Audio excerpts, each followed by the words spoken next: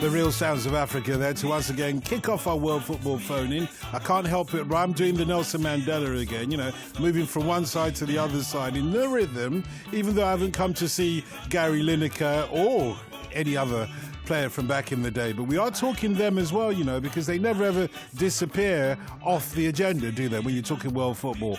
Now, what we're going to talk about today is football in America, North and South. The legend Dino, as ever, is in Rio covering South America and players from over there playing in our leagues. Good morning, Tim. Good morning. How are you doing? Very well, thanks so much. And the Neymar is in Texas, I believe in Fort Worth this morning, covering North American football, Central American football, and the CONCACAF region. Good morning to you. Good morning. John, always a pleasure. I know you've been through some difficult times in Texas of late. First of all, with regards to the flooding, did it affect you in any way?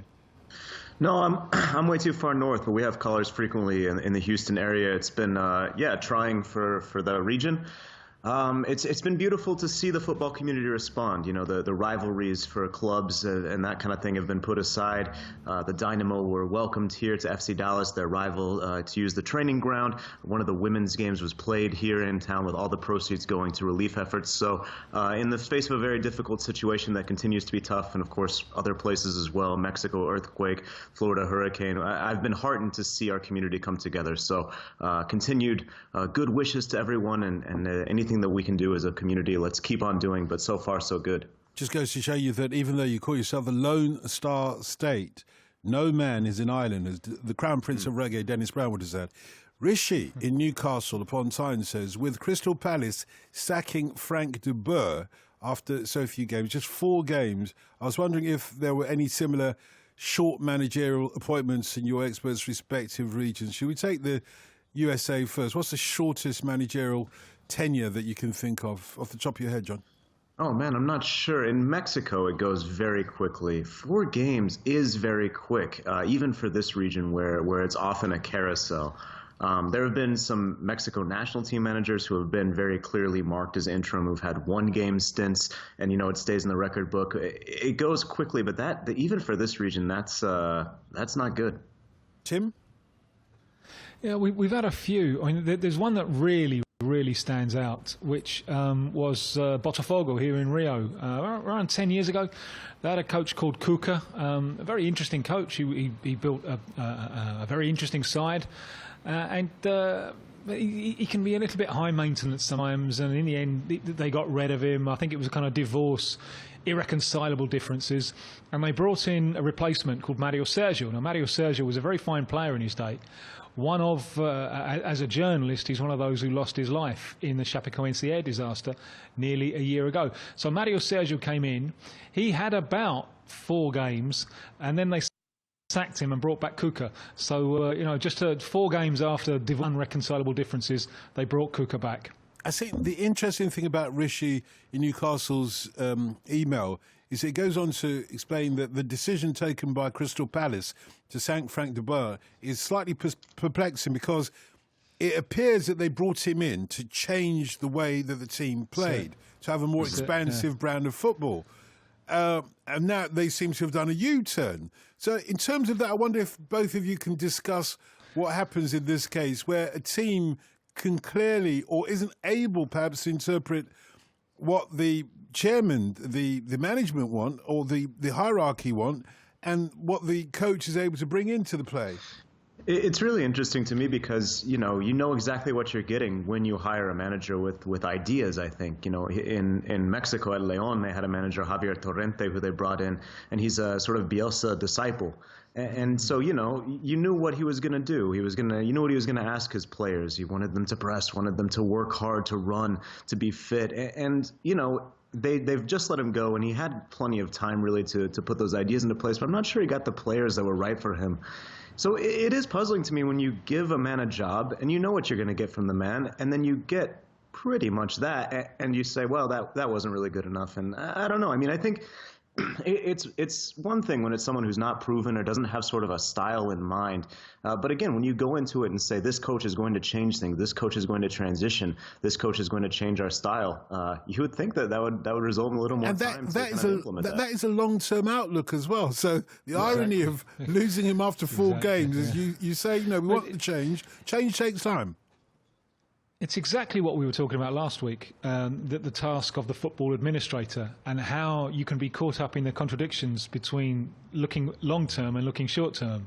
Because, all right, they brought him in the long term. That was the idea. It's a long-term change of style, establishing a new identity. That's a long-term project. Now, it's all very well to think like that during the close season because there aren't any games. But once the season starts, then that imperative of the short term raises its head because, the Premier League is unforgiving. You've started off so badly. It also seems to me, and I didn't see his last game in charge, but I'm told they played well and they were unlucky. They gave away a stupid goal at the start. And spent the rest of the 90 minutes deserving to equalise and win the game, but just couldn't take their chances. But it seems to me that they'd already taken their decision and that they'd lost confidence in him before that. Now, obviously, they are privy to things that we're not. They are seeing the work on. All that the fans and the journos see is what is delivered on the field for those 90 minutes. But if you're involved, you're seeing the personal relationships, you're seeing the work on the training ground, and obviously enough was going wrong there for them to come to the conclusion that he wasn't the right way to go. He wasn't going to keep them up in the Premier League. But I think there's always that contradiction. Will you, if you want to change styles, are you going to give your man enough time to do it when you've got that short-term referendum every week and sometimes twice a week on whether you're going to stay in the division or not? This is a really great question from Mark in Liverpool. Whatever happened to the goal mouth scramble? We just don't see them anymore. Is it the same in your regions? Tim first. Well, we do get them. They're still around, but I think a lot of people would say that we don't get as many as we used to because the referee will blow much earlier. There's a phrase that they often use over here when they're criticising referees when he blows up and. The analyst, there's always a referee's analyst over here. They always have, your commentator, your analyst, and a referee's analyst, and they'll say, "Oh, he blew up because there was a danger of a goal happening." So rather than letting a goal go in, that there could have been a push somewhere on, and then the cameras would have highlighted it later on. Just blow up for a foul by the attack, and then get on with the game. So maybe part of it is the referees looking to protect themselves in that way. And from the North American perspective, John, do you see goal mouth scrambles still? No, I don't think so as much, and I wonder as well, maybe it's sort of more teams playing a higher line where, it's going to either result in a goalkeeper making a pretty, heavy save and either be one-on-one or a defender's going to be sprinting back, and you just don't have as many players back, except for set pieces. I think, you sort of rarely see, 9 to 10 players in the box with the ball not moving pretty fluidly. So I wonder if that's a little part of it too, is just sort of a difference in the way that the game's being played these days. But I'm not sure. That's actually a pretty interesting little perception there. Of course, if you'd like to join into the World Football Phone-In and talk football in America, North and South, or more expansively than that, then do feel free to pick up the phone and give us a call on 08085 909 693. That's 08085 909 693. We've got some great emails, by the way, tonight, guys, and this is from Am in Nigeria. And I love the way that Am says, "Yes, I am," in spite of my name. Do you get it? I am from Nigeria. I am from Nigeria. Am is from Nigeria. Yes, I am. Anyway, in spite of my name, this is my first contact with you, though I listen to the show on the podcast every week. And he's talking about Jurgen Klopp and Liverpool. Okay, it's not in your regions, but hear him out. I have a question for the panel. Don't you think Jurgen Klopp is overrated? He's supposed to be a world-class coach, yet his team's defence is rather worse in years for a top team. Week in, week out, it's the same. Lack of structure, poor organisation, and a schoolboy errors. Alex Ferguson said in one of his books that his central defenders are the foundation of all his teams. Klopp doesn't seem to appreciate this. He builds the team from the front. The second thing is because of the high tempo with which they play, his Liverpool team can't play for 90 minutes. Hasn't he had enough time to correct all of this? Okay, leave Klopp out of it, or if you like, bring him in if you so choose. If you're as au fait with what he's doing as Am from Nigeria, yes, he is. is au fait. But in terms of building a team from the front rather than the back, is that not dangerous, John? I guess it can be, but I think the argument that Klopp would make, and that a lot of managers who sort of employ this style would make, is that, yeah, sure, you're building from the front, but part of that is because you're also defending from the front, right? I mean, yeah, the center backs can be important, but if your first line of defense starts meters and meters up the field, because as soon as you lose the ball in transition, the forwards and the midfielders are all trying to win the ball back, so the center backs don't necessarily have to have as much work. Again, in theory, perhaps it hasn't worked out as well for Liverpool as fans would like, but I don't necessarily think it's a bad idea, and I think it's worked pretty well for him. I mean, sure, he's not lifting a Premier League title quite yet, but I don't think his teams have been bad. I think they've shown a little bit of growth. It isn't my region, so I don't watch them week in, week out, but I don't think it's a bad philosophy. And again, I think maybe the game is changing in a way that the defenders might not be as important, because you're defending in a different way than just the forwards being there to only score goals and the defenders being the ones who are the only ones who are going to defend. If you have 10 players defending plus the goalkeeper, in theory, you take a little bit of the responsibility off those guys in the back, and maybe you reap the benefits. Tim? Yeah, I like a dreamer. I think we need, the world. The world needs a few dreamers. There are far too many pragmatists eking out a living as football coaches, and it's the easier part to do, isn't it? Get your defence organised, your two banks of four. That's the easier part. So I'm very glad that there are figures like Klopp around who are willing to push the boat out and take those risks. What surprises me a little bit, or in fact a lot, about Liverpool, say last season, is that the amount of points they dropped against teams who are theoretically weaker than they were, the type of team who you think would be tailor-made for kind of Klopp's in-your-face approach to work. So that puts a little question mark going around my head. When you are pushing the boat out like this, and there is always the danger of losing balance. It's not only that your defenders on an individual basis might not be good enough, it's also that they're being exposed because they have to operate in so much space. But that's the way he sets out his teams. That's the identity that his teams have and that his players buy into. It is a risk, and I'd like to ping this one back to John now, because in your region, John, I think you got one. I'd love you to walk us through World Cup qualification as well in your region, but you've got one team who've qualified as far as I'm aware, which is Mexico. And their coach, a Colombian, Juan Carlos Osorio, and he front loads his teams. It's got Mexico qualified early, but the risk that he runs when his team last year in the Copa Centenario in the United States, in what was really a home game for Mexico, they lost 7-0 to Chile, and Chile just walked all the way through them. And a similar thing happened in the Confederations Cup against the Germans, and you kind of wonder if with Osorio's approach he will always get found out at the highest level because he's offering too much space to his opponents. Do you think that's a fair analysis? Are you a fan? Do you think the game is richer for his presence?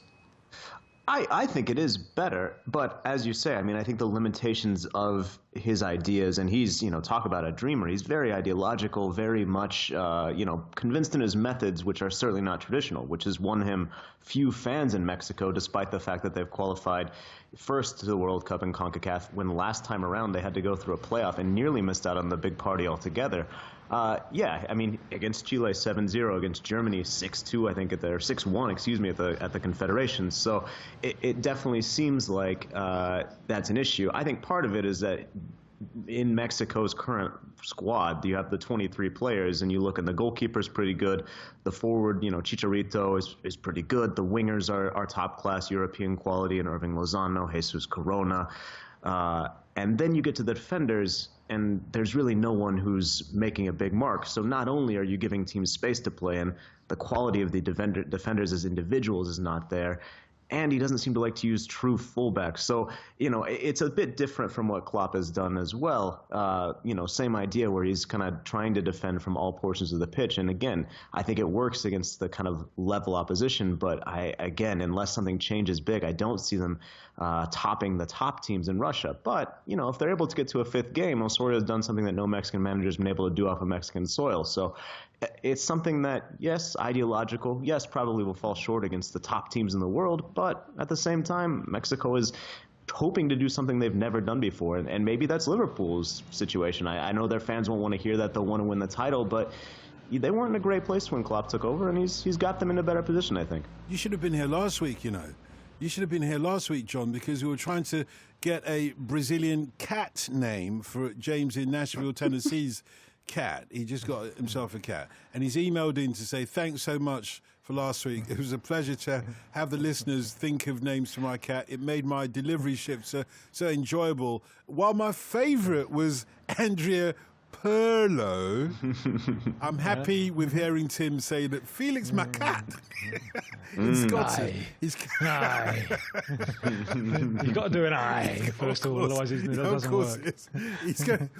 James in Nashville will be calling his cat Felix my cat. Aye, for the next 9 lives of his cats. Anyway, he's going to call live when available. He's got a question as well. We'll come on to that in a moment.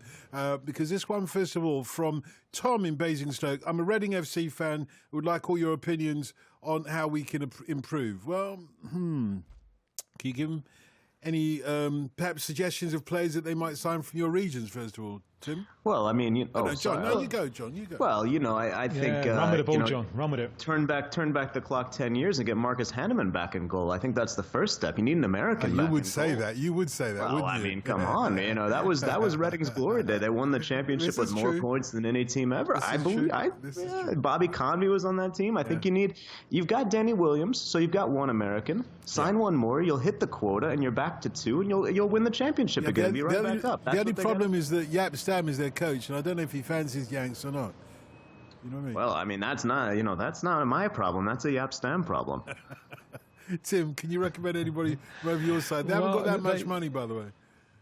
No, they signed one Peruvian, Paulo Hurtado, who was there for a couple of years, I think, and did nothing. Looked a little bit of a lightweight there, I think. And he played for Peru the other day in their famous win against Ecuador. And he scored a very, very good goal, and then overdid the celebrations, picked up a yellow card, and got himself suspended for the biggest game in Peru's recent history. Do they never learn? Do they never learn? No, I know. And they lost another one. The key playmaker, Christian Cueva. They lost him because he took too long walking off the pitch to get substituted. He picked up a yellow card, and that means that he's out as well. Yeah. They got 4 out. 2 of them are just absolutely. You're watching it, you're thinking, "What on earth are you doing? What on earth are you doing? You haven't been to a World Cup since 1982. It is the big one against Argentina, and you get yourself suspended stupidly for it." Reading, I don't know a great deal about them, but I did sit down with one of their scouts a few years ago, and he told me that the club were building long term and had a definite identity, and were looking to play a set 4-4-2 system. Now that's probably changed back and forth 3 or 4 times since then with the old long term short term conundrum. But if for a club I think you can, the South Americans, as was shown with Paulo Hurtado, are probably a bit too much of a risk for a team with a limited budget, who I would imagine they want to get their organisation right. I did forget Am's green eggs and ham question. Am from Nigeria. This is who is Am from Nigeria. He says, "Look, can Tim tell me which players next to Pele Brazilians rate as the greatest, after Pele or next to Pele, or in fact ahead of Pele?" Garrincha and Garrincha and Pele together is, and they never lost. Brazil never lost when the 2 of them were on the field. They played together between 58 and 66, and while the 2 of them were on the field, Brazil never lost a game. And there are some, especially here in Rio, who argue that Garrincha was better. I'm not really buying that one myself, because he's a little bit George Best, I think, in that it's like 6 or 7 years that you're getting him at his best, and the real greats go on for longer, and Pele certainly went on for a lot longer, but no one I think ever gave more pleasure, and he was in the nice sense of the word. A circus act as well, not in the sense of a flicks and tricks, that Jose Mourinho was saying in the week he doesn't like, And what Gahincha did was it served a purpose on the field. But the way that he toyed with the opposing left back and the way that he beat him on the outside time and time again, there was an element of bullfighting to it, you know, with him taunting, and then going, and then he's gone, and he's round him. And everyone knows where he's going to go. No one can seem to stop him. So he's right up there in the pantheon with Pelé. Anand in New Delhi's with us. Good morning, Anand. Good morning, Dalton. How are you, Mike? I'm all right, mate. How are you? Good, very good. Boa noite, team. Boa noite. What's on your mind, Anand? Hi, John. Mike, hello. You guys just discussed Liverpool and everything. So my question came regarding the player decision-making on the field and the power between player decision-making and managers. My belief, or what I see these days, is that the manager controls the whole field. I mean, manager control the whole decision, so players get an opportunity to hide behind the managers when things go wrong. Right? So, I mean, can I share an example? Can I share a small story regarding Ryan Giggs and Brian Robson? Go ahead. Yeah. So there's this instance between when Ryan Giggs first started. So there was this right back who was bullying Ryan Giggs. So what Brian Robson did was that, you know, you stay inside, I'll go play left wing for 5 minutes just to get the guy some senses. So we don't see that sort of improvisation on field just because managers got too much power. So do you think there's a difference between the player power in South America as of now and regarding the European football? It is a good question, you know. It's a really interesting question because you often see, when you're watching football on the telly, you don't see it as much on the ground, actually. When you're out the ground, you don't watch the manager so much, but on the telly, you see the manager say, no, go back 10 yards. And you're thinking, leave the footballer, he knows what he's doing, you know. What? Now, let's take John's response first of all, and then we'll come to you, Tim. I think it's an interesting balance, and I also think it depends on, again, what are the expectations of the manager? What is the manager, asking of his team? And what are the resources that he has? Because, there are certainly players. I mean, I don't think you would argue, I don't think Valverde has gone into Barcelona and said, okay, Lionel, this is where you need to play exactly. And I mean, that's a player you hands off and let him run where he wants. And it works out pretty well for Barcelona most of the time. But here in CONCACAF, there's not a Messi, there's no Ronaldo, there's not a Neymar, there's we've got some great players, don't get me wrong, and players who understand the game well. But at the same time, I think that managers feel that maybe they need to do more explanation because oftentimes players don't know what to do with the freedom. And part of that, I think, is a failure in our development. I think that players need to be able to make those decisions from a young age. It's a balance between putting structure in place and making sure that they understand how the game is played, but also having the freedom and creativity to kind of come up with things and fix problems. It's funny, in Spanish, that's one of the phrases that gets used a lot. The other team created problems for us, and we were able to resolve them, or we weren't able to resolve them. It's sort of an exercise, I guess, a thinking exercise, and I don't think that players' brains are always there, maybe because sometimes the manager can be too overbearing, too rigid in their system, perhaps. So it's about finding that balance, and I think some of the best managers are the ones who do find that balance. We talk about Klopp.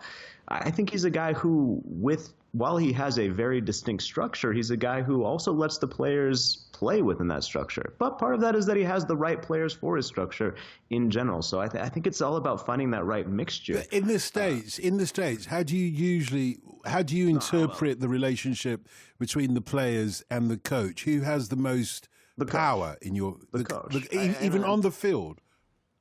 Yeah, I think so. But again, I think that's because in the States specifically, there's sort of and it's changing, but I think traditionally we see a lack of creativity, a lack of sort of ideas that kind of spark. We've had a couple number 10s, but even, a Landon Donovan, he was a 10, but he wasn't a true playmaker. Maybe Claudio Reyna, but you can sort of count on one hand the number of players who have come through the U.S. system who have been these players who have been able to sort of make something out of nothing or send that pass that no one else on the ground saw, but they saw it because they're that player. If the coach had said to Landon Donovan, get back in defence, what are you doing up there? Get back right now. now. I'm telling you, I've had enough of you, Landon. Get right back there. What would Landon Donovan have done? Well, he always had a very interesting relationship with coaches. Is the right answer.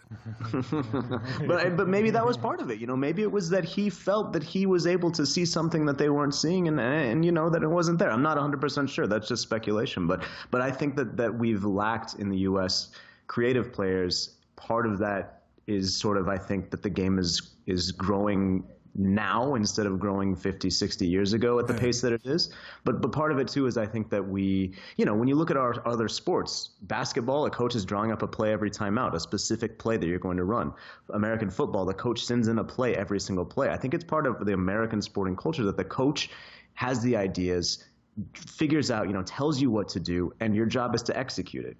Yeah, I know exactly how they feel. And Tim, we'll come on to your answer in a moment or two. Anand, well done. It's a great question to kick off our calls tonight for the World Football Phone-In. Thank you, Anand, in Delhi, for that. We'll find out what the situation is like from a South American perspective, whether players have more power than managers, coaches on the field of play or not. 08085 909 693. Give me your thoughts, please. And it's something I know a lot about, actually, because one or two people not too a million miles away from me, from this studio, sometimes tell me, Don, go to the news right now. Go to the news. I've only been doing this for, 40-something years. Go now. Go to the news right now with Alison Acton. More live Premier League football than anyone else. This is BBC 5 Live. Such an introduction. You're listening to a BBC 5 Live podcast. If you like this, you might also like this. Fighting Talk. This is always quite random, as the podcast extras are. Freebies that you've been given by bands. I got a paperweight from ELO. To find out more about our range of podcasts, click, tap or swipe bbc.co.uk/5live. It is a fascinating World Football Phone-In this morning because we've had some great questions. We're talking football in North and South America and players from over there playing in our leagues. We've got our Neymar, John Arnold with us in Fort Worth, and we've got the legend, Tim Vickery with us in Rio. And we were just answering that question that Anand posed so eloquently, which is, on the field of play, during the heat of the action, who has the most power, the player or the coach? And who should have the most power? How does it work in South America, Tim? Well, we've had in the last few years the kind of rise of the real super coach, the high-profile coach who, in many cases, is earning more than the star player of the team. He stands very visibly at the side of the pitch, making all those movements that you talked about. Looking a little bit like a kind of racetrack bookie, and some people will say, well, this is just a show that he's putting on for the cameras. The players can't possibly be understanding all of these gestures and stuff that he's coming out with, and there is something in that. There is a show going on there for the cameras, but also. I've seen this accusation put to a number of coaches, and their line is that today's player needs that kind of touchline guidance more than previous generations, for two reasons, one of which I think applies more here than it does in Europe and perhaps in the States, I don't know. But today's coaches, and especially in Brazil, they really complain about the lack of tactical awareness of the players. I saw one, he was a first division coach at the time, and he was saying, I've got 25 in my squad, 2 of them understand what's going on the field. He's really, really disillusioned with them. But the other reason, which I think is international, is that I think society is breeding kind of weaker characters. And Alex Ferguson used to talk about this. He used to talk about the fact that, when kids, say in Western Europe, and in our times, Don, we just used to walk everywhere. Whereas these days, kids are much more ferried around and they don't have anything like the totally unsupervised time that we had all the time when we were out of school. And that has produced weaker characters who perhaps need more guidance and are less able to take the initiative in the way that Anand said. That was a lovely example with Robson and Giggs. And there's one from Brazil in 1970 where, although the recently deceased Carlos Alberto was the captain, Gerson fielder, he was really he was the one who was making the calls on the field, and he had complete freedom to do that from the coach. And the game against Uruguay, yes, and he was a 60-a-day smoker, so he wasn't the most athletic of players. Uruguay were marking tight. He just couldn't get into the game. So he made a change there on the field. He said to his other midfielder, Clodoaldo, who was technically the more defensive midfielder, he says, look, I'm going to do your role. I'm going to hold back. You go forward. And it's not my night, so you go forward. And Clodoaldo got the vital equaliser. So that was an on the field change that he was allowed to make, and it worked for the benefit of the side. But it's the kind of thing that I certainly think you get much less of these days. I mean, we talked about him earlier on, Osorio, the Colombian who's coach of Mexico. I don't know if he still does it with Mexico, but he always used to do it in Colombia and in Brazil, where he worked for a while.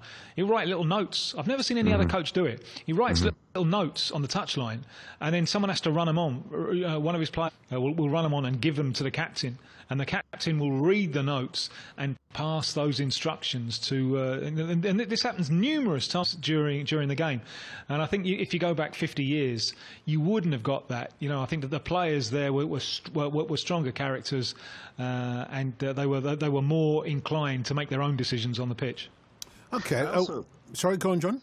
Just real quick, as sort of a member of the younger generation, I think, sometimes I've, defended FIFA, the video game, and everything in the past. But I will say, I think that more and more we're consuming football in highlights packages, in Twitter videos, and you just see the goal. You see the end product, but you don't necessarily see how that product developed. And that's where the tactical knowledge comes in, right? Everyone can obviously tell at the very end of the play, you need to put the ball in the back of the net. But that's sort of, okay, for the last 20 minutes, we've been having no success down the left side. We need to switch, or we need to, move inside, or what have you. That comes from watching the game for 90 minutes or 30 minutes or whatever it is, and actually noticing trends. That doesn't necessarily come from watching goal after goal after goal. And being a member of the generation, I can take it or leave it each time. Let's move on from that. Straight to Richard Hell with you. Why not? Exactly. Do not pass go either. Look, it's about time that we started talking munchies, though. Everybody knows that I like a little bit of a chocolate bicky of a night. And in the States, I imagine the favourite halftime tuck-in is what? Is it hamburger, cheeseburger? What is it? Hot dog? Probably a hot dog at a stadium, a hot dog, or, there's a fair amount of tacos in the States. Tacos as well, okay. And, of course, in Brazil, it's hotchi doggies. We know that already.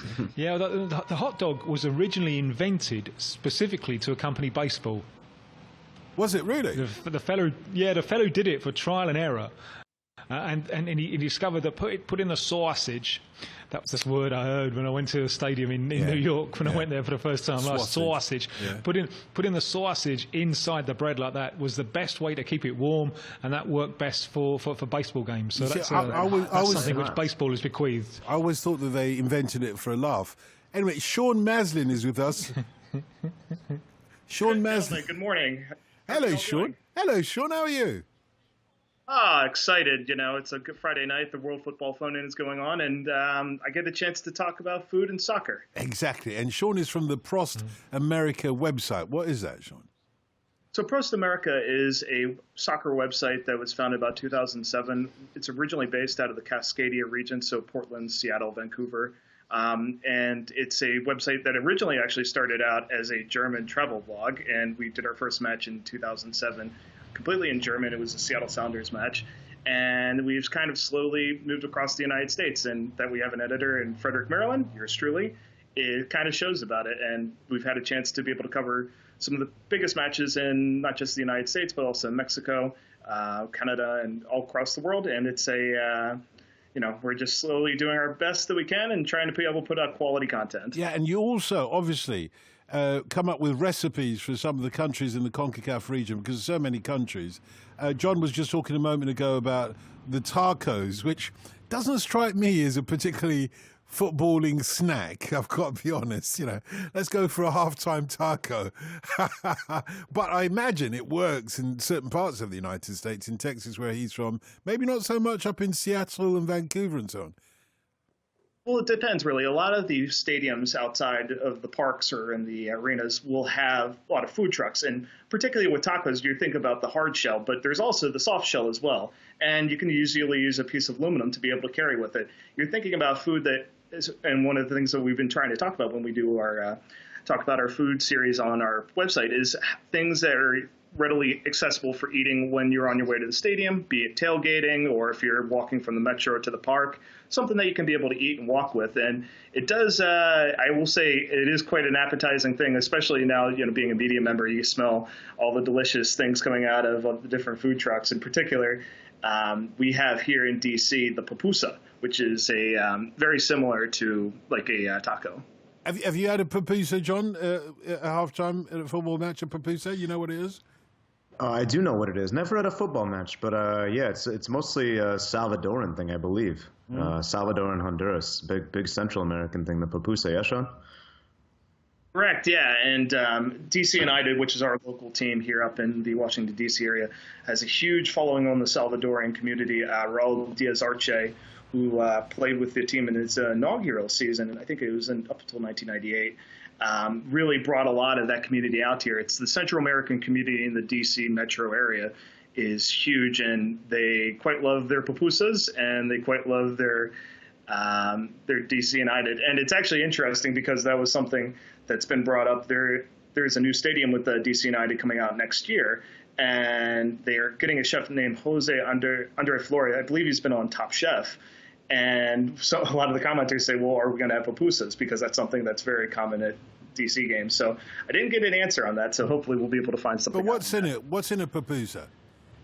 So a pupusa is made with masa, which is basically another form of flour. And you can really put anything that you want into it. In our series that we did chicken, a little bit of a little bit of cheese as well. It's just kind of a very basic thing, and it's almost like a pie, and it's like a meat pie you would have in England, where it's just a very kind of a pastry dish, and it's something that you can hold in your hand. It's very simple, it's very edible, and it's incredibly delicious. And if I'm elsewhere in the CONCACAF region, if I'm in Jamaica, what would I eat? Well, if you were in Jamaica, it would be I think in our series we did what's called the patty. So it's basically it's an empanada in a sense. Empanada, now you've confused it. We know what a patty is, or a pasty even. Yes. Yeah, a Jamaican patty. A spicy patty, sometimes with meat, sometimes with chicken, sometimes veggie as well. What about Trinidad? What do they give you? In Trinidad would probably be something similar to an empanada, though. It would be just kind of like a pastry with like meat and cheese inside of it. It's a lot of the influences within the Caribbean region are very similar. So you're going to see a lot of just like small patties, like small pies. Yeah, they have roti as well. I was going to say, roti is a Trinidadian thing, isn't it? You got to have that halftime. Do you see any kind of narrative between the different foods that people enjoy at football matches at halftime or whenever, Sean? Is there a narrative? Is it food that fills up your stomach? Is it food that gets you over the sorrow of being 1-0 down at halftime or whatever that might be? Is there any kind of sense that you make out of what people go for, what people eat, or is it just convenience? Convenience plays a certain role in it. I think also, too, when you consider a football match, somebody might have a pint with themselves. So there's a certain level of having a pint and having a meal that will be able to fill you up so that way you don't get a little too boisterous or excited, shall we say. But also, too, you're looking at a lot of different meals. It depends upon the setting, and it really depends upon the time. So in our series that we did on our website, one of the things we looked at was we talked about the pumpkin pancakes with Curacao. So something that when you're going to the stadium, you're going to have as a meal, early in the morning, so that way you get nice and filled up. And so I think it's, it really depends upon the setting. It depends upon the time, but there are some very commonalities that we're seeing, and particularly with regards to certain meals, because of the proximity of some of the Central American countries and also the Caribbean, you see a lot of very similarities and crossover between the two. Yeah, the risk of being jingoistic, Tim. I mean, them lot don't get it, do they? You got to have a pie at halftime at a football match. You know what I mean? Well, yeah, each to his own. I mean, do you go for the pie before at halftime or after, or do you tick all three of those boxes? I was going to say. You said the pie. Come on, Tim. Come on now. But I don't know. Again, this is a personal thing, but I don't associate going to the game with eating anything. Really? Maybe this is. Yeah, this is. But my conception is, if there's time, a nice little kebab, a sit-down, proper like kebab. Sitting down, a nice one, with no danger of getting anything all over your shirt, which I can't have with that. On the high road. Do you know how much oil after the game? Oh, after the game. Okay, yeah. That's all you've got. Yeah, after the game. That's all you've got on Tottenham High Road anyway. It's kebab after kebab after kebab. So you haven't got much choice there. And very nice they are too. And I miss them. I'll tell you what. If anyone's coming over, bring me one. With chili sauce and everything. We're not coming over like that in a private jet, man. They don't allow it in any other form of transport. But no, on a serious note, I went to a football match the other day with the boyfriend of a colleague of mine, and he brought a bag of treats with him. And I'll tell you, it did work. I mean, I didn't touch it. Yeah. But I could see it was, when such things... restraint. Well, no. When we were under pressure, because he supports my team as well, when we were under pressure, he was like gobbling those treats down. I could see, of course it works, because you need chewing the sugar gum. rush. That's kind of usually works for me. That's for the manager. That's the manager. But actually, for us in the crowd, let's just pop some more treats. It was just like, I didn't know if you'd get to the end of the pack. But then, we went through a bad spell. Before you knew it, all those treats were gone. But so you've got to have some food. Sean, it's been a pleasure, mate. Is there a website that we can check out your recipes on? Yeah, it's www.prostamerica.com, and you can look at the CONCACAF. It's under our search page. You can look under the CONCACAF cookbook. We have all of our different recipes from the. We did through the Gold Cup region, and it's something we're going to continue doing as the World Cup goes on. Just one quick thing, if I could, real quick, about the meat pies.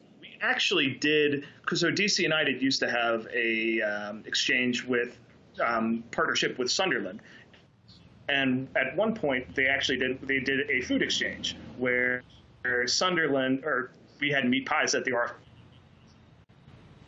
And pupusas were brought up to Sunderland.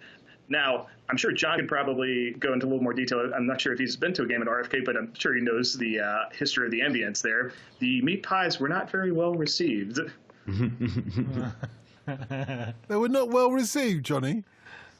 I don't know. I mean, the joke about RFK, and it's only a half joke, is that there are plenty of raccoons and other wildlife. So I'm sure somebody enjoyed the meat pies. Maybe not the fans, but Hang on a second, but yeah, you say that. I just remembered one thing. You don't have spicy pies over there. For you, a pie is like an apple pie, something with sugar, but you don't have spicy pies. Because I remember doing a New York hour when we discovered that you lot have managed to exist for 200 years without a single pork pie being eaten. We have them now, but they're not. That's certainly not popular. When you say pie, I mean the mind goes to sweet, an apple pie, a cherry pie, a pumpkin pie. Yeah, definitely. But yeah, I mean it's something that we didn't. I think 1776 we said that's enough of those. So when people get a pie with, I know he had to. It goes so nicely with your cup of tea. He had to bring it up, and we'll come back to that in just a moment. So we will. I'm not going to let that one go. On behalf of the entire United Kingdom, can't just let that one go. But so when people get a meat pie over your side, John, if I took a meat pie to a football match, would people literally take a bite and go, yeah? No, I don't think it would be totally rejected out of hand. But I mean, first of all, the real question would be how you got it into the ground, because if you're putting that thing in a bag, it's probably not that great. Yeah, it's security standards in the U.S. are a little bit difficult. I remember walking through to get my security paperwork and things done to go to a game, and somebody tried to snake in an entire bag of potato chips, and the security officials were not very pleased about that. Yeah, well, listen. No, I can understand that. We've had security issues over here tonight as well, by the way. Sean, you want to help Johnny out on this. Let me just take you back to a bit of history, if you don't mind, because it was in 1814. Yeah. when we took a little trip along the mighty Mississippi, as it were. But you lot had Colonel Jackson with you, and you took a little bit of bacon, and you took a little beans, and apparently you caught the flipping British in the town of New Orleans. Is that actually true? Is that actually true? So you take our food beans and bacon, our food, to give us a good hiding. Yeah, I think after the whole war was over. Was this after the war was over, is it? That was what I heard, that it was all over, and then they didn't get the word yet in New Orleans. But maybe that's some sort of myth. What I heard is that you lot fired your guns and the British kept it coming. There wasn't as many as there was a while ago, so you fired once more, and then they began to run in down the Mississippi to the Gulf of Mexico. Are you saying that we ran all the way down the Mississippi from New Orleans to the Gulf of Mexico? You're having a laugh. You're not rewriting history. Isn't that what your president calls fake news? You know what? That's been a song or story told through the ages, and who am I to doubt it? I don't know. Sean, do you back him up on that? Did you actually? Of course. John Arnold is an illustrious journalist and editor, and I defer to him on that. It's been quite a while since I've had my U.S. history, so I think he has a point there. Yeah, the main thing is that you lot still committed treason, whatever you say. Treason against the British state. We haven't forgotten that. Anyway, we'll come back to that on another occasion. Sean, it's been a real pleasure, mate. Thank you very much. Thank you, guys. Sean Maslin there from Prost America. Sorry, what was that? You know, you mentioned that tacos are a weird halftime snack. I have to say that in the national stadium in Mexico, the Estadio Azteca, famous stadium, World Cup, final, etc. Yes, they do serve tacos, but they also serve ramen noodles, like cooked in the cup.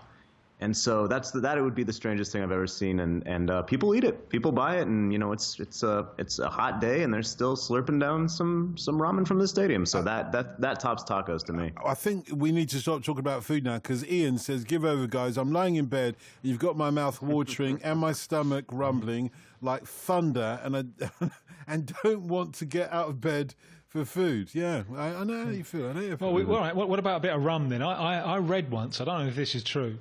But that, and Mexico and certainly down to Colombia, and the kind of north of South America, there's a lot of rum going on there. And I heard that was first brought over by British mercenary soldiers who, after the Battle of Waterloo, were a little bit at a loss. So what we're going to do, all right, we're going to go over to South America and the Americas and help free them from the Spanish yoke. And that's apparently where they picked up a taste for rum. The British soldiers brought lots of rum with them. Yeah, they picked up a taste for rum, but they didn't say yo ho ho. You can't do that with a bottle of rum. Anyway, no, yeah. I'm not sure about the noodles. I don't really know where they come from. Yeah, I don't know. I don't think you can blame that on the Duke of Wellington. Well, you do, don't you? I don't know about it's that. It's one of those things you've got to do. Sarah Bardi, our resident pun queen, says, further to the earlier comments about not having gold-mouthed scrambles anymore, it made me think of other phrases you don't hear of anymore in commentary or coverage of the beautiful game. I haven't heard of a "come and get me" plea. Do you remember when footballers who were out of favour in their clubs used to say, "come and get me"? Or well, they didn't. It was a newspaper headline. Well, wasn't it? yeah, okay, fair enough. But essentially, they tipped off the newspaper saying, "Look, I'll any team out there, come and get me." And also, another one she hasn't heard of as well for a while is transfer war chest. Do you remember that? She hasn't heard of any of those transfer. Or what about a player who moved around a lot? There would often be a headline about him like "Have boots, will travel," which I think comes from a Western film originally. Yeah, "Have gun, will travel." Was that "Have gun, will travel" That's initially? the one. Yeah, that's the one. Yeah, but they also, I haven't heard this. Well, maybe they still use what they call it, a jobbing footballer. What do they call it when football moves around? Journeyman. Journeyman. Right. I haven't heard of journeyman for a while actually. Maybe they don't exist in the Premier League anymore, but they will exist in leagues further down. When you're on 60 grand a week, it's hard to be called a journeyman, isn't it? Really, the journeyman kind of, doesn't combine. That's a very good point. Nobody's convinced that you're a journeyman when you're earning that kind of money. Okay. We've had suggestions of a buttered roll here, and Gary says a killie pie. Do you know if that is the best pie in the UK? Is it? Oh, I didn't know that. Other pies are, of course, available. Yeah, there is the pucker one that I know. Other pies are, of course, available. There are lots of them non-branded ones. They're also available. I'm not trying to, side with any one pie. Not tonight. You would love to get a pie sponsorship deal. Your Christmases come at once. No. By the way, come and get me plea if I've ever heard one. Well, talk about come and get me plea. Talk about come and get me plea. We are getting some. Okay. Yeah, please, wherever you are, come and get me. We're talking about come and get me, please. We are getting suggestions for other phrases that you don't hear so much anymore. Like come and get me, please, has now become a want-away star. Yeah. And want-away is a word that doesn't exist in the English language, but of course it does exist when it's a footballer who doesn't want to say, come and get me, please. It's a want-away star. So any other phrases, any other football phrases, whether they exist now or they existed before, you don't hear them anymore, do text us on 85058, email up.allnight@bbc.co.uk. Best of all, though, give us a call and join in the fun on the phone-in, South America, North America on 08085 909 693. You're listening to a BBC 5 Live podcast. If you like this, you might also like this. The 5 Live Consumer Team, featuring Martin Lewis. Does it have to be this complicated? Sometimes I make it more complicated because I want to dot all the I's and T's. To find out more about our range of podcasts, click, tap or swipe bbc.co.uk/5 Live. Yeah, World Football phone-in. 08085 909 693 is the number to call if you'd like to join us. So we're talking football in North America and South America this morning. Our John Arnold, Neymar, is out in Fort Worth in Texas. So any questions you've got on North American football and indeed football in the CONCACAF regions of Central America and the Caribbean, talk to him on 08085 909 693. And Tim Vickery, our Legendino, is in Rio answering any questions you've got on South American football and players from over there playing in our leagues as well, by the way.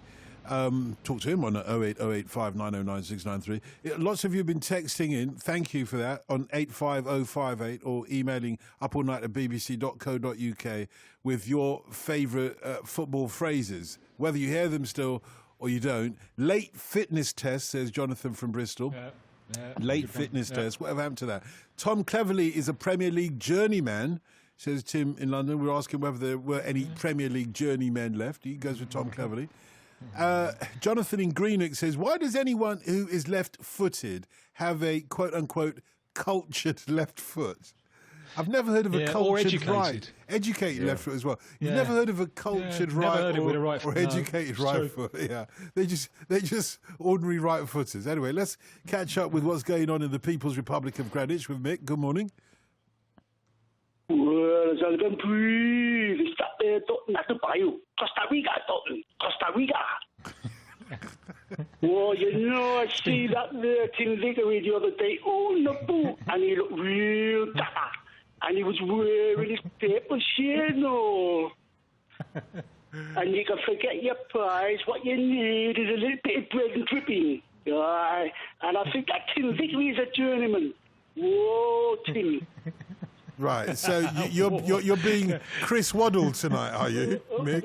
Lewisham's been taken over by Newcastle. And tonight, Dotton, I'm Chris Waddle. Stars in my eyes.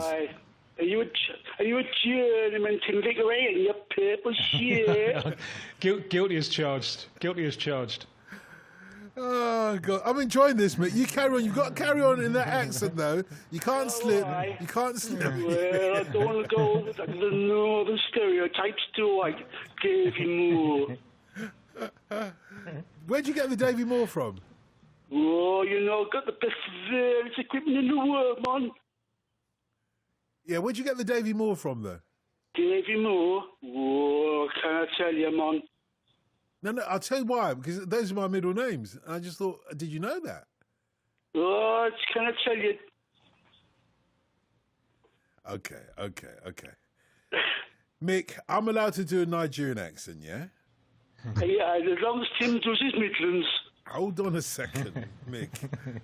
Mick, I think you better never... I think even people in North East would have had enough by now. So we can go back to normal. Let's go back to normal, please. You want to talk about Ravel Morrison? Phew. Go ahead.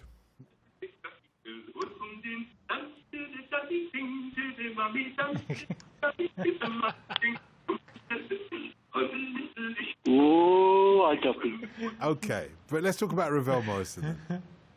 Go on, Mick. I'm going to get in trouble otherwise. You're on the question.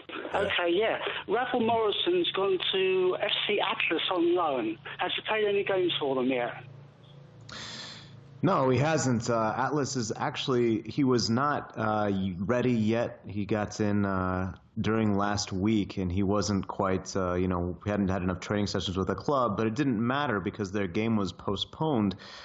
They had tried to install some new screens at the stadium, the Estadio Jalisco, which is a beautiful stadium in Guadalajara, has had World Cup games played there, I think in both World Cups that Mexico hosted, but it's starting to show its age a bit. Anyway, they tried to install a new video board, and it was too low.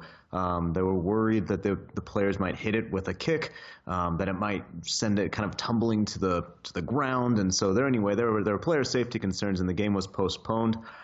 So no, he's joining a club in Atlas that's in a difficult situation. It's a club that's been around for a long time, is one of not necessarily the giants of Mexico, but certainly a storied club, at least one that's been in the top division for quite some time.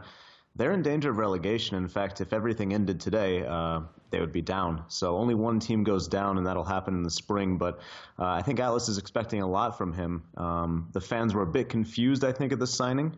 Seems a little bit off the radar, at least for what typically comes into Mexico. But, we've seen players like Andre Pierre-Gignac come in from Europe and have a nice time. He's been a superstar. Morrison wasn't in quite as good a form when he left Europe. So I think there's plenty of questions to be asked. But I'll definitely keep you updated on how he's progressing in Atlas. And if he makes his debut this weekend or the next, I think he'll be someone that Atlas is hoping will make a big contribution. Yeah, Mick, thanks a lot for the call. You see what you've done? Rog in Cardiff, who says that he's not used to listening to us guys at this time of night. He's just picked up his son from shift work at a nearby hotel, and he's asking what's going on. In the way that Marvin Gaye asked it, what's going on? What's going on? And he's not doing it in a Geordie accent, by the way. He's just doing it in a Yankee. So, Trevor in Texas. Every week. Trevor in Texas. Good morning. Do you know your challenge now is to ask your question in a South London Cockney, just to wind Mick up. Just to wind Mick up. Can you do it?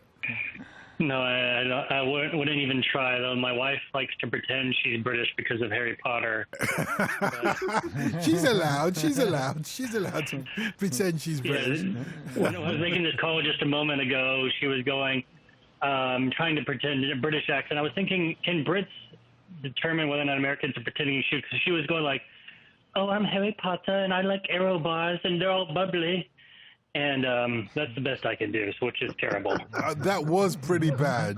I think that was pretty bad. I think people right across the country are saying something. They're saying, for the love of God, please, no more. No more. Yeah, spare me. Although, if your wife wants to come on and do it herself, she's welcome to. Well, she's in the opposite end of the house. So I'll go see if she wants to come on here in a moment. But my question is, Champions League, we see games like Chelsea, Karabag was a big blowout, Celtic, PSG. Tim has talked previously about his reservations against the European Super League because teams like Olympiacos would go a culture of winning to a culture of losing. But what I think would work be a 2-division, 20-team in each division, European Transcontinental Super League. And this is the time because the Champions League, we have to go through the motions of Real Madrid and Cyprus and all that. But in the end, we have a pretty good idea of what's going to happen. What's your take? Yeah, and there's a text like this, much longer than that, which I might come to in a moment. John first, do you want to go? Yeah, sure. I mean, it's an interesting idea. I think that, bringing it home to CONCACAF, that's sort of what the new CONCACAF Champions League looks like. You've got Mexican teams and American teams, in MLS, and then one or two from Costa Rica, and then that's it. So I mean, you sort of have a bunch of giants. That's not entirely true. There's still some of the Central American teams, but they've vastly eliminated some of the smaller teams, and I think it's going to be good for the competitive balance. At the other hand, I mean, it's still the group stage of the Champions League. I think we'll see some good games. We saw some good games between some top teams, and every once in a while you have the upsets, the Cinderella stories. So I don't know. I mean, I definitely understand, and I think with if financial fair play is not going to be a factor, and judging by PSG's summer, it doesn't look like it's going to be. Maybe it's worth reevaluating that system before we totally chuck what we've done and start a Super League. But I don't know. I think the money will talk ultimately. And Trevor, before we come on to Tim's response to that, does your wife want to come on air or not? Yeah, I'm right here with my wife, but she says no. She's so shy she doesn't want to come on air. I know. I tell her I totally understand that. It's the only problem is the whole of Britain is waiting to hear her Harry Potter impersonation. The entire country, and I dare say Her Majesty the Queen is also waiting. Let me ask my daughter Amelia. Do you want to pretend to be on like your Harry Potter? No, don't. No, they're all shy now. No, she was good. I thought she was really good. We heard that. That was great. That's fantastic. That was fantastic. If they don't want to do Harry Potter, they can do Hermione Granger if they prefer. Okay, Amelia, say something that you're acting like you're British or English. Yeah, go say something. Hello, Hello, Hello, Gaffa. Say that. Hello, Gaffa. That's good. That's good. That's good. Better than mine. And what was it that Dick Van Dyke said all those years ago to him? What was it that he said in Mary Poppins? Yeah, he said many things with an English accent that was even worse than the one that we just heard there, Gaffer. Yeah. But it was fun, wasn't it? Yeah, yeah. Mary, I thought that was pretty good. And thank you for your daughter being such a great sport, Trevor. Really appreciate that. Let's get Tim's view, though, on the question itself. You know, we always have this one of changing the parameters of these big tournaments, but you're never in favour of it, are you? Well, Trevor mentioned the thing I have against it, because it's a way of producing even fewer big sides. Because, or if you put the big 20 just in one league, kind of outside the context of their domestic leagues where they are giants, then, you know, someone's going to come 20th and someone's going to come 19th and someone's going to come 18th. And are they still big clubs? So what I fear is even more concentration as a consequence. But it is a valid point, and it's an interesting theory and one that could well be operated upon, because we you know, you see with the Champions League at this stage of the Champions League just incredible quality, but the fact that quality is so unevenly distributed means that at this stage there are so few really good even games. And just as an aside, I think it's clear now how we've all benefited from Neymar joining Paris Saint-Germain. You know, all this happened while I was back in England, and I was surrounded by so much negativity about it. You know, it's the death of football. I saw lots of people saying this. It's a death of football, and it's all about the money. And obviously, it's professional football. Money plays a big part. But I think at the bottom, it's about glory. And you're already seeing, you know, you've now got a Paris Saint-Germain side with him and Mbappe that are sensational, you know, a really sensational side that everyone wants to watch. Meanwhile, it could even be the case that Barcelona will be better balanced. You know, on the game between two giants was Barcelona against Juventus. You know, perhaps even more than Tottenham against Borussia Dortmund. And you know, and Barcelona were terrific against Juventus. And you wonder then, well, maybe they might end up even being better. They might end up balancing the side a little bit better. So in that sense, I think we've won. But that problem there in the background is shouting out, you know, the imbalance between the top and the bottom. I am reluctant to go down that path of the Super League, but as I think John said, you know, money will talk in the end, and I fear that's the way it'll go, because there are so few domestic leagues that have the strength in depth that the Premier League has. And so maybe one way to avoid the kind of Super League thing is for other leagues to organise themselves better and organise themselves more collectively in the way that the Premier League has done. Trevor, I really appreciate the call, you know, and send our regards to your young daughter there. And, you know, we'd love to hear you on the programme again. Really, really appreciate the call. Thank you, sir. Have a good night. And you too. And also, I hope that all your family was safe after the hurricane. Say that again? I hope everybody that you know was safe after the hurricane, that it didn't affect you. Oh, yeah. We got lucky in our neighborhood. A couple blocks away got flooded, and one of my coworkers got flooded. I spent several days cleaning out her house, and it's a horrible event for thousands upon thousands of people, and it's just goes to show that you need flood insurance, because it can just wipe you out that quickly. And it also goes to show that you need good neighbours like yourself, which is what John Arnold was saying earlier on in the programme, that, you know, Texas, people have pulled together and showed a real sort of community spirit. Yes, sir. Yeah, that's one thing that, with all of the, I work with her. All the coworkers came down, her family from out of town, and we had you can just imagine the Texas heat's 100 degrees, the humidity, just a sauna in there, and just everything's destroyed, and just got to throw it out in a pile on the front lawn. It's really hard to rebuild, but she's taking it well. Yeah. I hope she bought everybody a bear, though. Well, since we don't drink, it was just Cokes, and other choices are available. Of course there are. Well done, Trevor. You got me out of a hole there. I look forward to speaking to you again, sir. All the best. All right, bye. Bye. And Nick in Newquay is with us. Nick, good morning. Hello. Hello, Nick. How are you? I'm all right, thank you. Thank you for calling. Yeah, go ahead. You've got a question.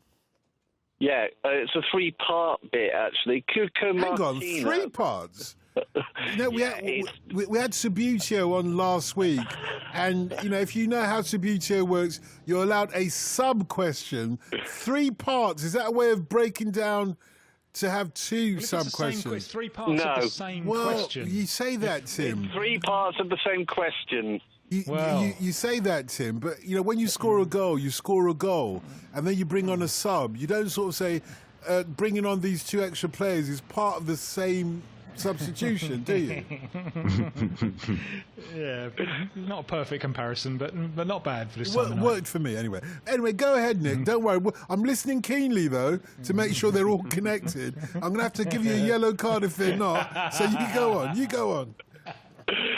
Everton have a player called Cuco Martina plays for them. He plays for Curacao. Or Curacao. Curacao. How to pronounce it. Yeah. Have they got any chance of qualifying for the World Cup? And are there any other players from that country playing in England? Yes, there are. They're in my region. And I actually just covered a game from them this summer. They were in Mexico's group at the Gold Cup, CONCACAF's Continental Championship. They're out of World Cup qualifying this time around, but I'm actually quite impressed with what they're doing. They won the Caribbean Cup by beating Jamaica, and then they were roundly defeated by Jamaica in the Gold Cup. They were in the same group, so a couple weeks later they played. They lost a lot of players from their team during the Gold Cup because players were signing deals, transferring and that sort of thing, and they weren't necessarily able to give the same commitment. Most of their squad is based in the Netherlands because it was a former Dutch colony, Curacao. And so a lot of the players qualify through ancestry. But yeah, Martina was the captain, and Leandro Bacuna used to play at Aston Villa, and I think is at Reading now. Maybe calling back to a question we had earlier in the show, and also a forward, Van Kessel, who was on the Gold Cup team. I think he's also playing in England. So they have a couple players in the UK, but most of them are Dutch. Their coach right now is a guy named Remco Vicentini, who's playing a really nice brand of football. A lot of teams in CONCACAF prefer to totally sit back. He's sort of letting them fly and playing a really attacking style. So it's been a lot of fun to watch them. They were a joy to watch at the Gold Cup, and I kind of hope they keep growing. One of the big moments of growth was that Patrick Kluivert was actually the coach of their team before he was PSG's director of football. That's sort of how he was spending his time. He was living in Europe still, but coming over to manage in CONCACAF now and then. So they're a Caribbean nation that I think is on the rise despite their very, very small size. And so once the World Cup gets expanded in a couple cycles here, who knows? Definitely be a long shot, be a big-time underdog, but they've been a fun team to watch when they've been in CONCACAF competition. And which is the second part? I'm listening keenly, Nick. Second part of the same question. Together. Sorry? He's just done the 2 together. I've just okay. What's the third part of the? What's the third part? I miscounted. There was actually only 2. So. Oh, it was only 2. Okay. Well within the rules. Well within the rules. You're like one of those referees that gives 3 yellow cards, aren't you? Yeah. It's been a real pleasure, mate. Look forward to speaking to you again. And I hope, I'm pretty sure that John answered that question fulsomely as well. Thanks, Nick. All the best. We've got Amma with us in Los Angeles. Good morning, Amma. Hello, Dutton. How are you? I'm very well, thank you very much. Yeah, go ahead. You've got a point to make, haven't you?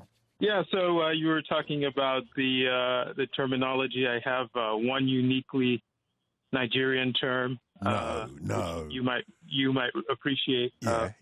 So in Nigeria, the coach, particularly in journalistic terms, when they want to flower up an article, they refer to the coach as a sweat merchant, which is which I love. I love that term. And so it's very unique. So it's the coach is the sweat merchant, and whenever you say the sweat merchant, everybody knows who you're talking about. Do you know what we should really do? We should have a program where people just contribute the local terms that either the journalists or the football players or the managers use. The local terms, because that's what gives it spice. Once you said sweat merchant, I can see exactly the relationship between the coach of the Nigerian squad, who thinks he is a taskmaster, and the players themselves. Right.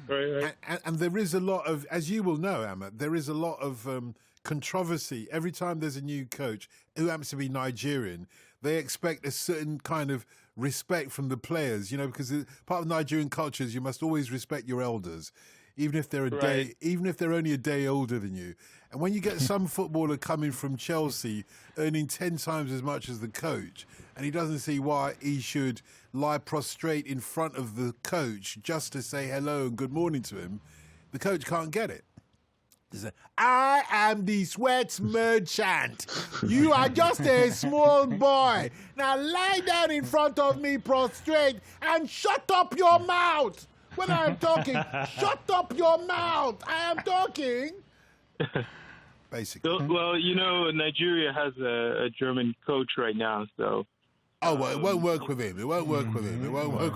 That's different. But, actually, what it's actually interesting you mentioned that. The two previous coaches, Shaibu Amadu and now I'm drawing a blank on the other coach. Well, you're doing better than me. You're doing better than me. Passed away suddenly. Last year, I believe, and that was pretty unfortunate. Actually, I think weeks apart from one another. Stephen Keshi? No, Stephen Keshi. Thank you. Yeah, okay. Which was a bit, unexpected. I mean, very unexpected. I have to say, Keshi has family here in the U.S. Was actually quite, actually a lot of the Nigerian coaches actually come here to the U.S. Even the Chelsea technical director, Michael Emenalo, is a former NCAA student athlete. I don't think he gets a lot of coverage in the American press, even though, he is American too. So, it's kind of interesting. But, so Chelsea has a sweat merchant as well. Yeah, of course. Well, they should have anyway. And some of those footballers in Chelsea, they're just driving around in Ferraris nowadays. They need somebody to sweat it out of them. Is it easy to follow the Nigerian squad from the United States? Well, the games are actually streamed on YouTube now, so it's actually not too hard, and you have various websites that show the full table. So it's actually interesting you mentioned this. A lot of African leagues are now streaming their games on YouTube, and actually some Central American leagues are also streaming their games on YouTube as well. So I actually follow soccer all over the world. So I watch some Central American soccer and then catch some football in in Nigeria as well, and a few other places. And here in the U.S., our lower tier leagues are all streamed on YouTube. So YouTube is becoming sort of this expansive live football kind of thing. Does it expand the viewership or the following of football, though, John? What Amma's saying about the lower leagues being streamed on YouTube, does it expand the following at all? Is it successful in that way? I think that there's the audience that's already there is being served, right? I mean, when your team goes for an away game, if you're in the second division of the U.S., it's possible your team's on a 8 to 10 hour away trip. So you're probably not going to be able to travel, especially, if sometimes it's a Wednesday game. So I think that it serves the market that exists. I don't know how much it does for growing the game. I think you kind of have to look for it. Maybe if you're kind of clicking around on YouTube with nothing to do, you stumble upon it. But I think it's a great thing for the league to have their game streamed and great for fans But I'm not so sure that it necessarily expands the reach. But I do think if you don't have it, it doesn't hurt anything. I think it's great to have the games out there and make them available. If you don't have some sort of TV contract, why not put them out there? It's better to have them than not. So, Dotun, can I share just one quick funny story about the game that John watched, the Curacao-Jamaica game? Yeah, sure, please. Okay. So I went to that game. It was in San Diego, and I smuggled a mango into that game, and it was discovered at the security checkpoint. And so the person who caught me said, "Oh, where I'm from, it would be illegal for me to it would be criminal if I confiscated this mango. So just put it back in your bag and get out of here." And so I was able to get the mango into the game. She looked at it, she stared at it, she looked at me, and she said, and she shook her head, and she said, "Just go away." So that's an LA thing, though. Anecdote that really hit on a lot of things we've talked about on this show. That's a good anecdote. It reminds me of when I was I have a California driver's license. I'd only arrived in California the day before, and I wanted to take my driver's license, and then you had to do a written part of the exam. The actual driving part of the exam took about 3 minutes, believe it or not. And then the woman heard my accent and said, "Oh, you're from overseas? Well, we drive on the right-hand side of the road here." And I said, "Okay, I get that." Then I did the written part, and you're only supposed to get about 7 wrong. And I got about 8 wrong. And the black guy that was marking them, he heard my accent. He said, "Oh, you're from overseas? Yeah, let me see what we can do here." "Oh, well, you wouldn't have known that one because they've only just changed the law in California as to the amount of alcohol you can have in your system. So let's call it 7 anyway." And let me go as a result. So I've got a driver's license that really should be a fail, but never mind. Amma, it's been a pleasure. It's been a real pleasure talking to you. Have a good night. Yeah, you too. And call up any time as well, by the way. Feel free. All right. Take care. Yeah, we'll speak to you again. Oh, this is a good one. This is from Jerry in Bangor in County Down. He says, "I just woke up in Mallorca." Yeah, thanks for that. Thanks for adding that in, rubbing it in. And tuned in. You're talking about football jargon. What about when the football pundits always use the plurals like, you got your Beckhams and your Linekers and your Gascoignes. Actually, no, you've only got one Beckham, you've only got one Lineker, and you've only got one Gascoigne. That's a good one. That's clone them. Why not? And give us more football jargon, your favourites, whether you hear them anymore or not. Can you clear up something that's going around my mind? You talked about Nigerian seniority and how much more respect has to be paid to the elders. Yeah. How does that work out in the old Kehinde Taiwo thing? Well, I'm sorry, but Taiwo is the older, and Kehinde has got to listen to what Taiwo says. Otherwise, so it still works. Of course, it does. Still works. It doesn't matter if it's just a minute. It doesn't matter even if it's a minute. You have to keep the respect things. We're hardcore philosophists. We're fundamentalist when it comes to that. You can't mess around with that. Seniority always comes first, and your father will give you a good hiding if Taiwo thinks he's the senior and doesn't listen to. If Kehinde thinks he's the senior and doesn't listen to Taiwo, he'll get a good hiding. Anyway, for all of you who don't know what we're talking about, try and download earlier podcasts of the World Football Phone-In. It's all about the Twins.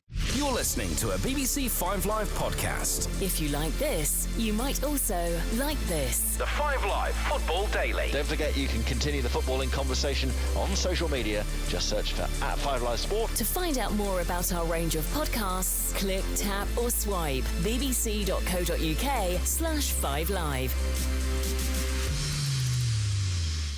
And this is the World Football Phone-In on Up All Night. I've had a couple of jargons for you. Is that the plural of jargon? Jargons. Anyway, whether it is or not, Jerry in Dumfries says, if you want football jargon that annoys, it's got to be physicality, whatever that means, and taking on fluids. Yeah, why not? Let's speak to Tom in Guernsey before we get our first caller ever, I believe, from Somalia. Tom, good morning. Good morning, Don. Thanks for taking my call. It's my pleasure, mate. My pleasure. You got one for John, yeah? Go ahead. Yeah, I do. John, I wanted to ask about the American college system, and I wanted to ask which are the colleges that the best high school recruits go to, and which are the colleges that have had the most success in producing pros?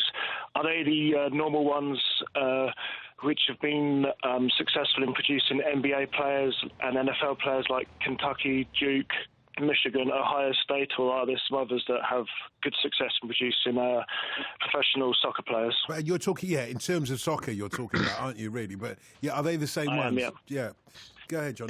There's not a ton of crossover, actually. I think most of the most successful schools, you look at Virginia, has historically been very good. Stanford is back-to-back champion right now, the private school in California. Indiana has been historically good. UCLA in Southern California. A little farther back, you look at St. Louis, which is not a powerhouse in any sport, but they were quite good at soccer. I've talked on this program before about sort of the diminishing influence, I guess, or importance maybe of the college game. There are definitely still good players and players who do go to MLS. One of the players from that Stanford team that won the title was drafted and now plays for Atlanta United, and Julian Gressel. He wasn't on Stanford. But he's a player who was drafted last year and is playing in the league. You saw Jordan Morris, who's now a U.S. international, who was on the Stanford team a few years back. So there's definitely still some influence there, but there's not a lot of crossover between the powers and the traditionally big sports here in American football and basketball and soccer. So really the best high school players a lot of times, unless they want to, in the case of Jordan Morris, who had offers from, I think, the Sounders and Germany and chose to go to school. A lot of times the best players are in MLS academies, or when they turn 18 are signing with European teams. But yeah, I would say those are some of the powerhouse teams, and there's not a lot of correlation. I think just because traditionally it just hasn't been sort of a big money sport, especially men's soccer. And women's it's a little different. Some of the powerhouse teams, the North Carolinas, Stanford also very good, Virginia also good. Some of those have been a huge pipeline to the pro game in the women's side, but on the men's side, a lot of times it's not the bigger schools. Is it the same schools in terms of men and women's soccer? Are those the same schools? A lot of times, yes, and I think that's sort of because those schools are sort of dedicating resources to both sides of the game. I live in Texas, and there's one, I think, D1, top division school. There's a lot of small schools that offer soccer and have some good talent there as well. There's several players who make it from those second and third divisions to the MLS pro game. But there's not a ton of schools who offer top quality men's soccer, and the ones who do oftentimes are the same ones that are willing to dedicate resources to both programs. So I will say, I think, and this isn't my area of expertise, but I would say that there is a little bit of a correlation between the schools that have success in the women's game and have success in the men's game. John? That's great. Thank you very, very much, John. Yeah, and thank you for the call as well, Tom. Really appreciate that. Just one final note, John, on this question as well. Is it the case that in terms of college soccer, is it the case that similar to NFL, or not NFL, I say, similar to, football over there, American football or baseball and so on, is it the case, and basketball, is it the case that the college soccer gets more attendances, bigger attendances than the actual professional game, in the way that college football gets bigger attendances? It's not the case. No, not at all. No, I mean, and like I said, I mean, I think it's continuing to decrease too. I don't want to sound too negative on it. I think that it's still an exciting part of what we have here as a community. There's good talent there. There are fun games to watch. But as far as attendance and even just interest, it's definitely sort of I would say its own little segment of the soccer fans who keep track of it, who do the draft boards and watch the games. That's another example of something that's streamed online now, where previously it was very difficult to watch games. Now you can find any game you want relatively easily. So that's been a boon, and I think more people are able to watch it kind of across the country, nationwide, because as I mentioned, I have one school here, SMU, right in my backyard. After that, it's very tough. I can see it now because of the internet. So, but as far as fans going to the stadium, no, MLS is much more likely to draw a crowd than a college game. Tim, I don't know if you've got your your little black book with you, you know, your record of every edition of Up All Night since the very beginning, of which you have not missed a single one yet, and which I told my boss... Coming up 20 years. Well, it's coming up to... We'll have to do something for that one. I told my boss the other day that, listen, you can't take me off Up All Night because I'm trying to compete with Tim. And he said, well, Tim's never missed one, so how on earth are you ever going to beat his record? And I said, look, there are ways and means. But in your little black book, can you tell me, have we ever had a call from Somalia? I don't remember one. I don't remember a call it. from Somalia. It's possible, but I don't remember it. But we're very glad to get one tonight. Oh, yeah, let's have our first one. Mohammed is in Somalia. Hey, Mohammed. Good morning, Dotton. Really, really pleased to have you with us. How on earth do you listen to the program in Somalia? Is it live? Oh, through podcasts. Oh, through the podcast. Okay. So you're not listening to us live at the moment? No, I can't listen to you live. I can't listen to you live if I want to, or through the TPT mini player. Well, it's great to hear, and it's great to hear that people are listening in Somalia. But I am a British citizen, by the way. I've moved here for the last 7 years only. I've only been here, so I've called before, actually, 2008. Oh, you called before? Not from Somalia, though, did you? No, not from Somalia, from London. I live in London. I'm a British citizen. Okay. Well, you've become our first Somali caller, as far as I remember. And that deserves a Brazilian... but I'm calling from the... I was about to say that deserves a Brilliant shirt name, but if you don't want one, okay, fair enough then. No, I have a surname, Mohammed Abdul Qadir. Okay. Great to have you with us. I would prefer a Brazilian shirt name. No, too late. I was offering it to you. Mo, I tell you what. The next time you call, you're going to get a Brazilian shirt name, okay? Done. I promise you. The funny thing is, Dotton, is I've called many times before. It's really hard to call. It never gets through. It's really hard, and also the timing. Yeah. You see, that is why the next time you get through, it will deserve a Brazilian shirt name. It won't just be a question of giving them out willy-nilly. It will deserve it the next time, Mohammed. Oh. And our listeners can... Yeah.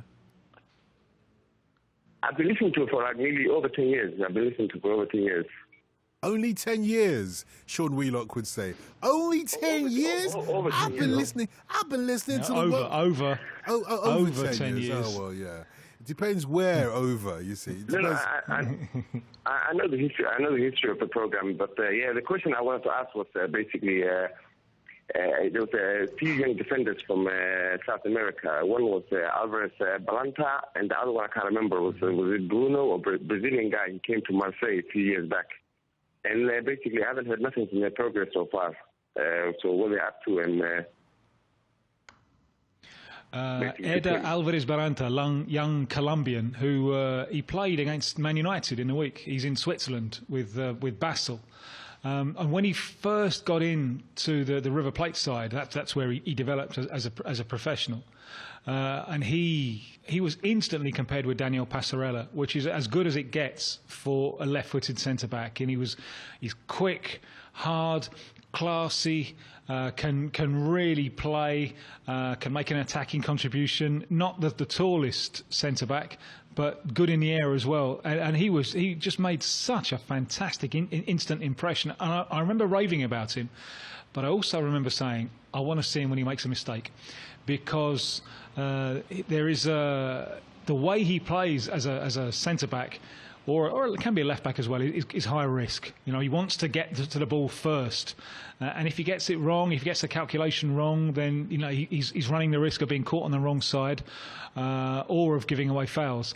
And he ran into injury problems, and when he came back from the injury problems, he was not the same thing. His confidence was shot. He's had to play himself through that. Moved to Switzerland. He's with Basel, and gets a regular game there, but still isn't quite looking the player that he promised to be. And there's still plenty of time for him, especially now that he seems to consistently be fit, which was a problem. The Brazilian centre back who went to Marseille, I'd imagine the one you're thinking about is Doria from Botafogo, big left-footed centre back. I had huge hopes of him. And one big problem he had when he went to Marseille was Bielsa was the coach, and Bielsa hadn't bought him and just said he wouldn't use him. So his career really stagnated there, and he went back on loan to Brazil, to Sao Paulo, has subsequently been loaned to Spain. I think he's back at Marseille now, but he's another one whose career just seems to have stalled a little bit, and it really shows you, I think, how important momentum and moment is in football. If you get injured at the wrong time, or if you make a move that doesn't work out and you spend a year on the sidelines not being involved, you don't get that year back, and that's a big percentage of your career, and some careers never recover from the setback. But I think in the case of both of these young men, two left-footed centre-backs, I still think they've got time on their side and a lot of quality on their side as well. Mo, looking forward to the next time that you call. Make sure you don't give up. Keep trying, and would love to hear from you as well. Again, quick fire round, gentlemen. Cheryl says, listen to you via Radio Stoke. Our commentators they've got their tails up, whatever that means. And Nigel Johnson says, lip of the centre circle, and he calls socks stockings in an old school kind of way. They used to, didn't they? Brendan says, brilliant. Yeah. Brendan says, first time emailer, long time listener. I love you guys. My wife goes mad because I listen to you all night.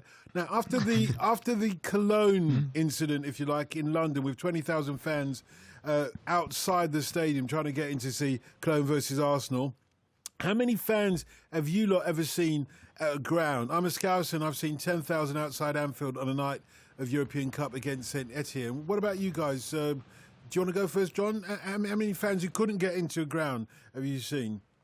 Let me say that I share very few things in common with the President of the United States right now, but one of my faults, and I would say his, is that I'm terrible at estimating crowd sizes. Let me just say that Tigres in Mexico, they are known for their, I guess you translate it as like invasions, their fan invasions, where they just turn up and sort of take over a stadium oftentimes and have a huge presence in the away. And there's some other teams that travel well. Chivas is the biggest team in Mexico. They travel really well.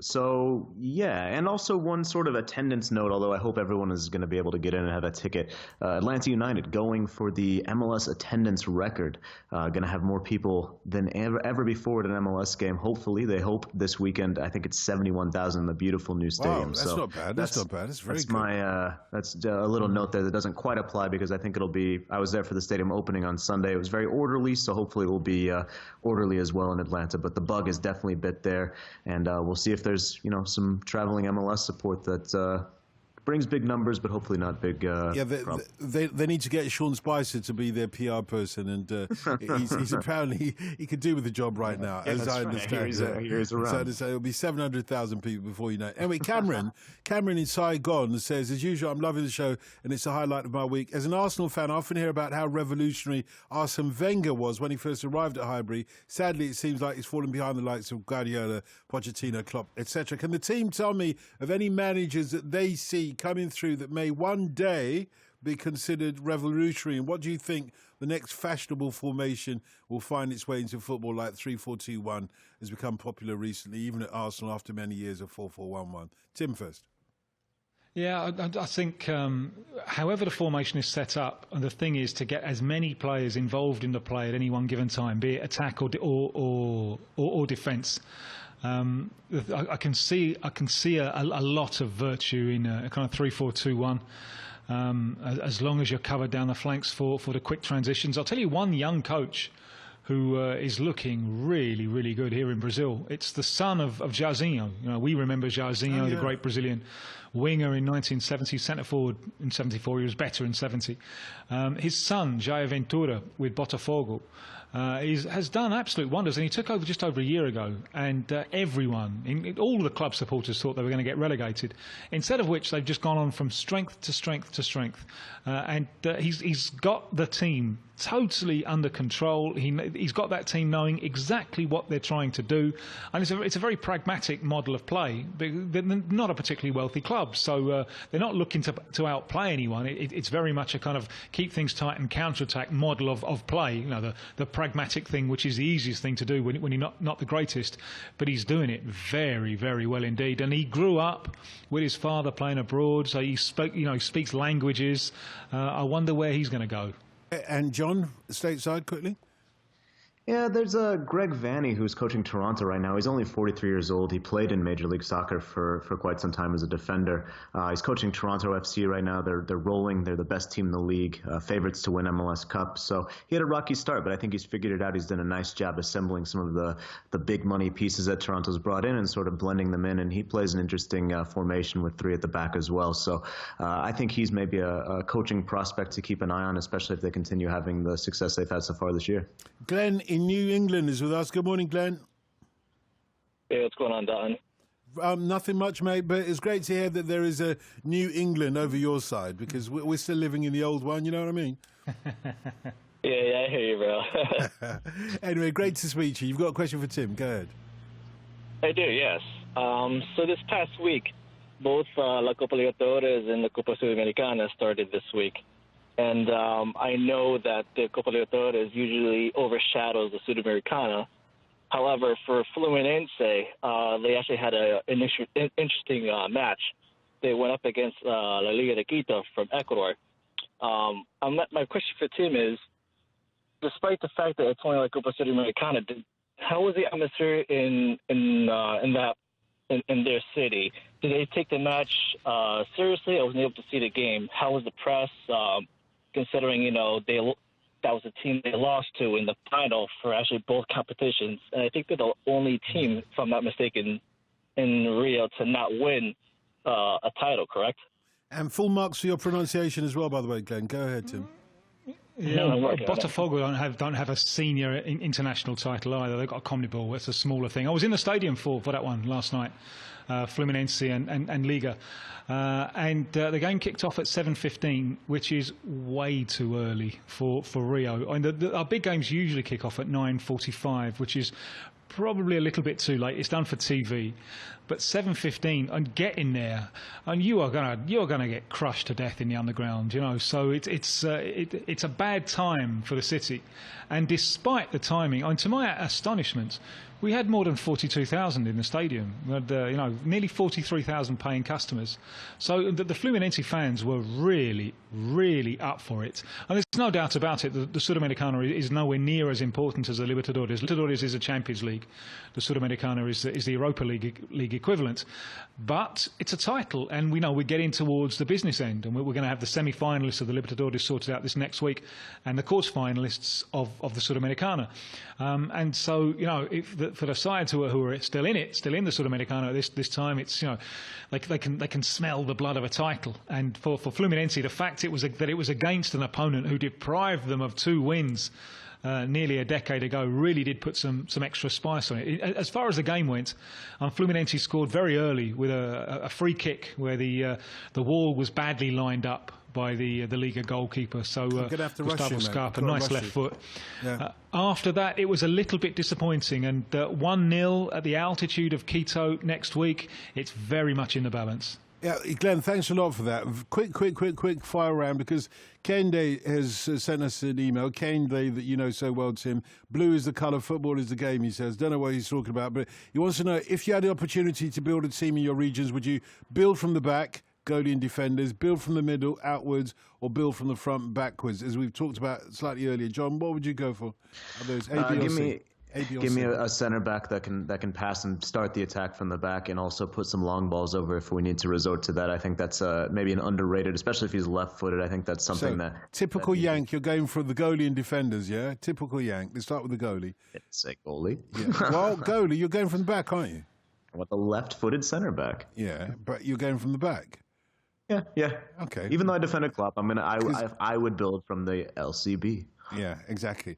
Bill from the back, goalie and defenders. What Kende said. Tim, back, middle, or forward? In South America, I would do the same thing because we don't have the great quality over here, to build your side around. The great quality has gone to Europe, so the easiest thing the more pragmatic thing to do is build from the back. And Al Dani, who's a gooner from Atlanta, says, absolutely love the show. My question is for Legend Dino. I've heard you speak about the 3 stars of my local team, Atlanta United, Miguel Almiron of Paraguay, Tito Valabla of Argentina, and Joseph Martinez of Venezuela. I want to know what you think of the other 2 Argentines on the team, Yamil Assad and Leandro Gonzalez Perez. Do you have an opinion on them? What are they like on the way up?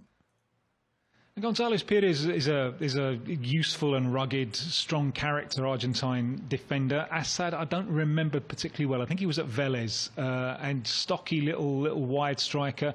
But John will know more about him than I do because he gets to see him every week. I'm a bit jealous of the chance of seeing that attacking talent every week. John, what can you tell us? Yeah, well, I'm sure he's seen the same thing. He had a nice game. He just is able to find that last pass really well. And that Gonzalez Perez was sort of a cheeky back post goal for that first goal in the new stadium. So they're contributing as well. But those 3 players that he mentioned up top really steal the show. Quite impressive. And Rogério in New Hamburg tells us in the final of the Copa do Brasil 2017, it was sold out to 55,000 people. Over 100,000 Grêmio fans were gathering on the Goethe Avenue in Porto Alegre. Is that the case, Tim? Do you remember that? Well, that's 2017. That's now. Second leg is coming up next week. I was in the ground for the first leg, 0-0. Hopefully the second leg will be a little bit more exciting. And Michael in China wants to cut out spitting on the pitch. Anybody up for that? It's a disgusting act, he says. It's probably necessary, isn't it? Is it? Sometimes, you got to get us, Is it... What do you call spit? Do you mean gobbing as well? Is gobbing okay? Like getting the full, getting the phlegm out of the back. I won't do it on air, but is gobbing, is that okay? Is that... Can you just make the noise first? Can you make the kind of gathering noise first? Is it okay to gob show? or not? Is it okay to gob? Is it okay? All right, no. Okay, how about you, Johnny? No, gobbing or not? No, I'm sure. No, fair enough. That's a term I don't use anymore. Glad to hear that. Thank you, guys.